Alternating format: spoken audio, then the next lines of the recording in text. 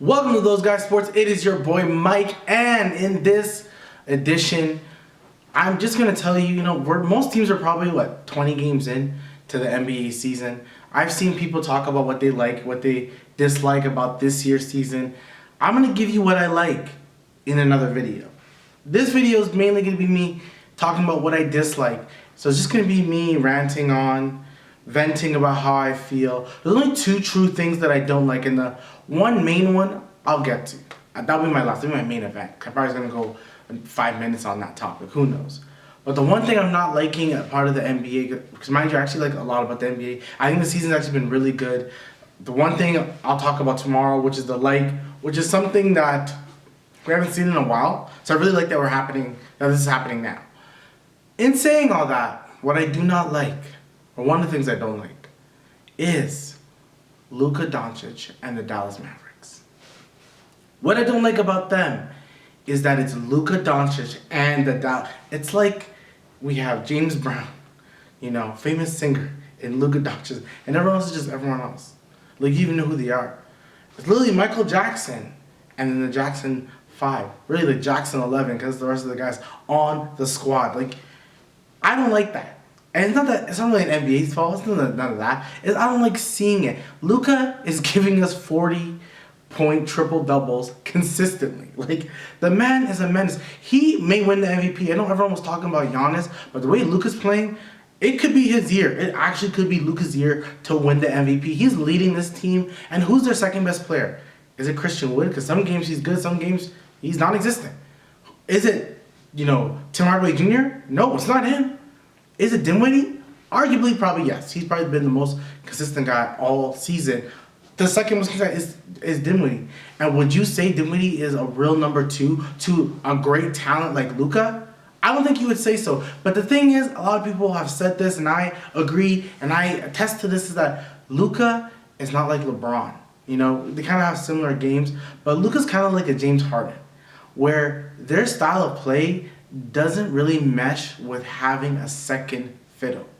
That's why a lot of people, when it comes to Philadelphia, everyone knows it's Joel Embiid's team. Everyone's playing around Joel Embiid.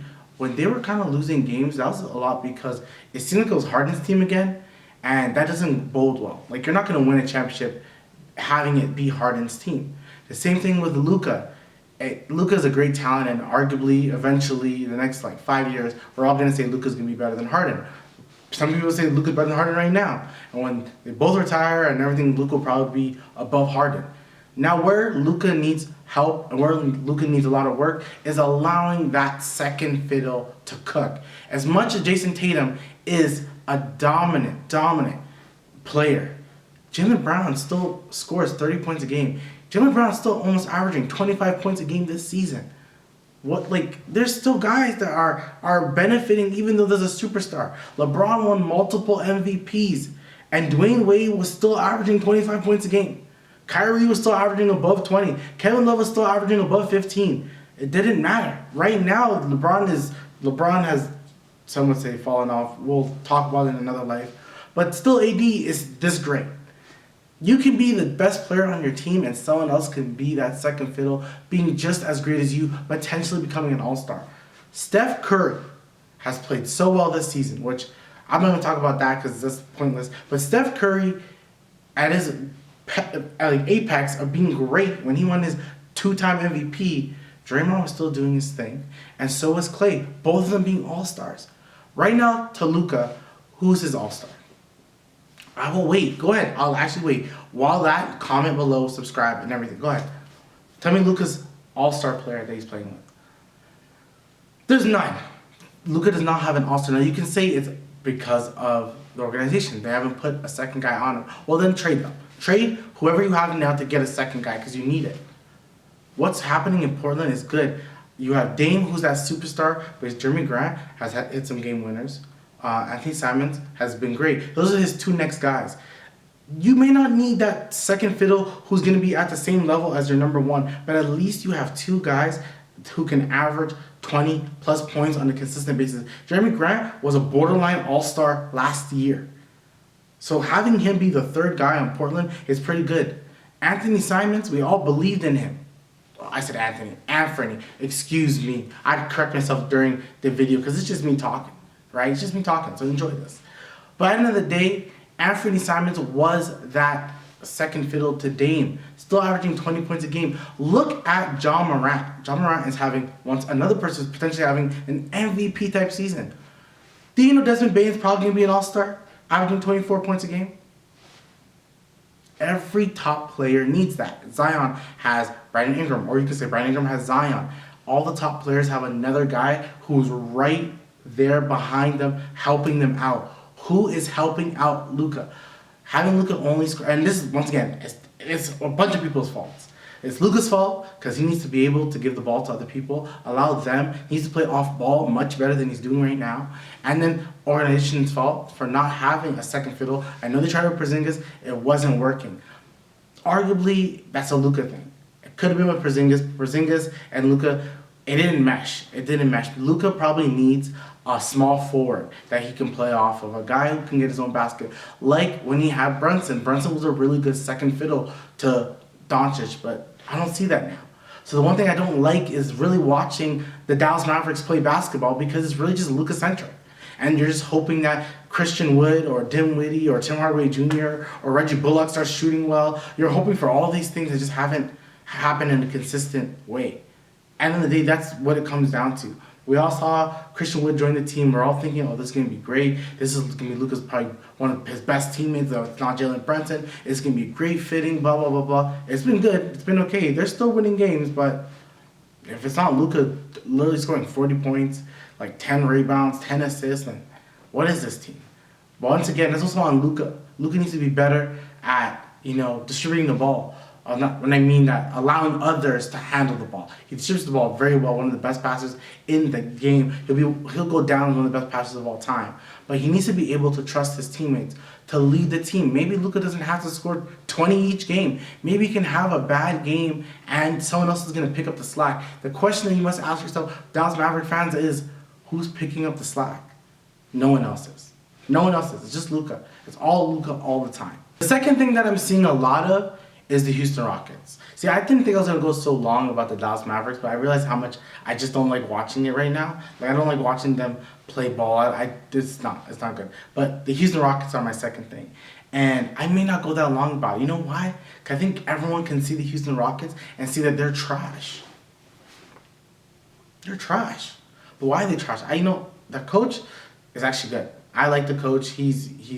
Everyone has spoken well about him. You can see that he's trying his freaking hardest to get this team to play actual basketball. The problem with this team is that they don't play basketball to me. Like, they're not. Someone said it's an AAU team, and I frankly agree. It's a borderline AAU team. It really is. It's just everyone get their own. Everyone get their own basket. It's your time. Jalen Green to ISO, you ISO. Kevin Porter Jr., it's your time to ISO, ISO. The best player on that team, to me, the person that I think should have the ball more, and you play kind of like a Jokic, and people call him Baby Jokic, is Alfred Sengun. Sengun's actually so good. They're playing the Toronto Raptors, who happens to be my team, and I'm watching him play. I'm like, he's the guy that I can, like, the way he's distributing the ball, the way he has the ability to post, his footwork. Oh gosh, this guy has it. He literally has it. He plays winning ball. I was just talking about in my podcast when I do about the Raptors. I said certain players I'm not big fans of. I don't like players who honestly are just all about ISO ball. They're all about just not playing within the team. You don't really see them pass. A lot of it's like the John Wall assist where it's like 3 seconds to go and they dribbled it so much that they just somehow have a man open in the corner, and like 5 out of 20 times they get the ball in, which leads to their assist. Or I say 10 out of 10 because John Wall did have a lot of assists in games. Now, in saying that, like this team is like, I don't know. To me, you play with Sengun. Let Sengun handle the ball. Doesn't always have to carry it down like a point guard, but like the way Jokic does, let him just handle the ball and let him just see things. What is that going to do? It's going to make him better as a passer. It's going to make him better with his footwork. Every year he's going to get better, and he can turn into like a baby Jokic. Because honestly, I see it. I see like the potential in Sengun, and he's the one guy who's been a shining star throughout that whole Houston Rockets mess. Now, a lot of the mess could be contributed to maybe say Jalen Green and Kevin Porter Jr. I think they're both very talented players. They are very talented. But, like, what else? What else do they bring to the table besides scoring? I want to see more. I think we should see more. Jalen Green, he can get and he can score a bucket on anyone. He really can. His ability to he has range. He's a very talented player. See, the thing when I say the Houston Rockets are trash, I mean what they're doing to become winning players is trash.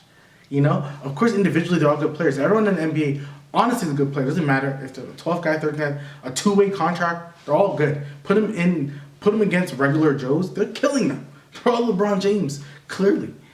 But at the end of the day, this team's just not good. Kevin Martin Jr. is actually really good. He's a very good energy guy. I think that if he's on a team, a lot of good things can happen. I think if he's on a team, in the next 5 years, he's going to help a team win a championship. I think he has that type of potential because he has all the little things, and that's what matters the most. You need guys like that. So Sengun and Martin Jr. I like. Tari Eason I actually like as well. He is one of those things. He does a lot of little things. He does. He's one of those guys that eventually, quote me, he may be a most improved player. Let's see, he may just become a star soon. If he can hit a shot more, if he can, off the dribble, just do a bunch of things, he can become a star. I can potentially see that in him. Now, in saying all that, it still falls with Jalen Green and Kevin Porter Jr.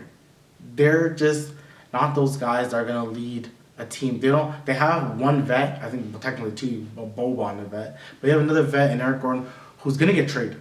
I don't know who's gonna get him, but a team will get someone who's gonna want probably a draft pick. Well, the Houston's gonna want a draft pick or two because they're gonna need it.